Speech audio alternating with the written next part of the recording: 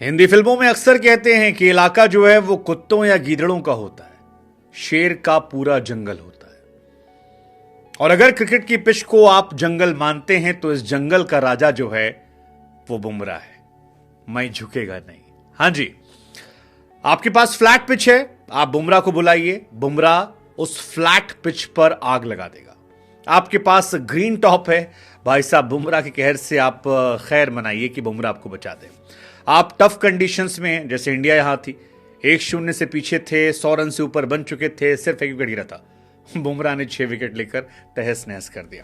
आप test cricket में आप बुमराह को बुला लीजिए, आप वनडे क्रिकेट में आप बुमराह को बुला लीजिए, आप T20 में बुमराह को बुला लीजिए, बुमराह जैसा कोई है ही नहीं।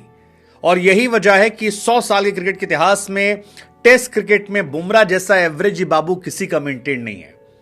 20 का एवरेज है बुमराह का टेस्ट क्रिकेट में गेंदबाजी लेने को, और आज 15 ओवर 5 गेंद 5 मेडन 45 रन और 6 विकेट, तहस नहस, इंग्लैंड चारों खाने जीत। वो जो बेन स्टोक्स को बोल्ड मारा उन्होंने, बल्ला बेन स्टोक्स से छोड़ दिया। वो जो ओली पोप को एक गेंद ऐसे रिवर्स स्विंग होती हुई ऐसे अंदर आके जड़ में घुस के आउट हुए, ओली पोप के मुंह से निकल गया होगा कि ये कौन सी बॉल थी बे बेन स्टोक्स। कोई नहीं है, कोई नहीं दूर दूर तक। और अगर इंडिया इस मैच में वापसी कर पाई है, फिलहाल जी इंडिया की बल्ले बल्ले है, क्योंकि 171 स्कोर बोर्ड पर है और इंडिया के पास सभी 10 विकेट बाकी है। इंडिया अगर यहां से 100-150 रन नहीं बनाती है तो 350 तक पहुंच जाएगी, अगर 150 बना लेती है। और चौथी इनिंग में बड़ा मुश्किल होता है। हालांकि पिछले मैच में भी हमने कहा था कि बाबू इंडिया इतनी लीड लेने के बाद कभी हारती नहीं है, लेकिन 192 की लीड के बाद हम हार गए थे। लेकिन फिलहाल इंडिया टॉप पर है, इसमें कोई भी दो राय नहीं है, इसमें कोई भी एफर्ट नहीं है। और इस टॉप के पीछे शख्सियत जो जिम्मेदार है उसका नाम है जसप्रीत बुमराह। मुकेश कुमार को विकेट नहीं मिल रहा था, रवि अश्विन जैसा गेंदबाज जो है वो स्ट्रगल कर रहा था, अक्षर पटेल सिर्फ एक खाता खोल पाए थे।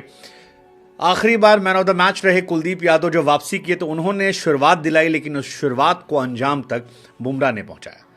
ये बुमराह का ही तो कमाल है कि इंडिया कंडीशंस में, इंडियन कंडीशन जहां पर स्पिनर्स के लिए जन्नत कहा जाता है, उस कंडीशन में भी बुमराह के 10 मैच में 26 विकेट हैं और एवरेज जो उनका है वो केवल 12 का है।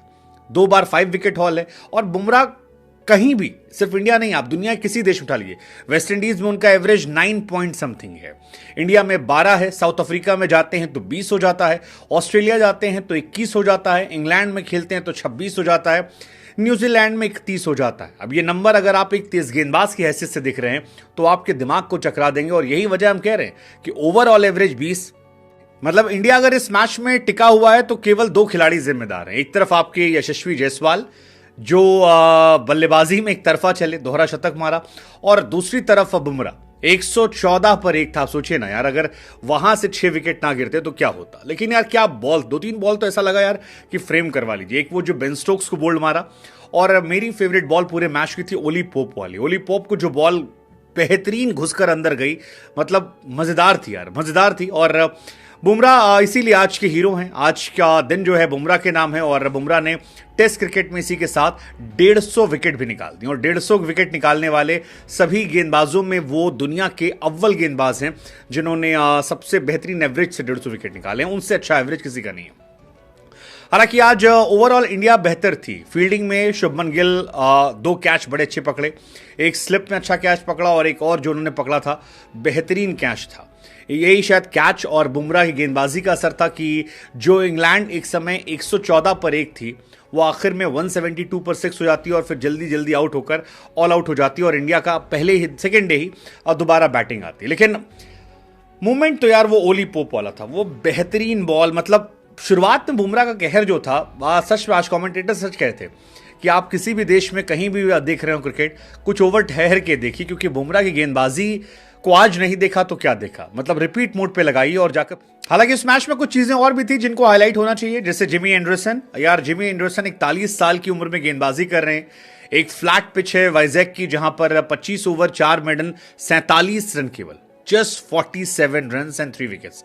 और 3 विकेट्स भी कौन कौन से? शुभमन गिल, यशस्वी जायसवाल, आर अश्विन। अश्विन का विकेट इसलिए महत्वपूर्ण क्योंकि टिके हुए थे, जोड़ी तोड़ी, जायसवाल से खत्म किया और शुभमन से प्रेशर बनाया। तो कमाल है यार, मतलब he is one of the finest player हैं जो आपके लिए गेंदबाजी करते हैं। जायसवाल भी यार जितनी तारीफ की जाए उतना कम है। 209 रन जायसवाल ने बनाए, टीम इंडिया को 2 एक्स्ट्रा मिले और बाकी सारे बल्लेबाजों ने मिलकर 185 रन बनाए।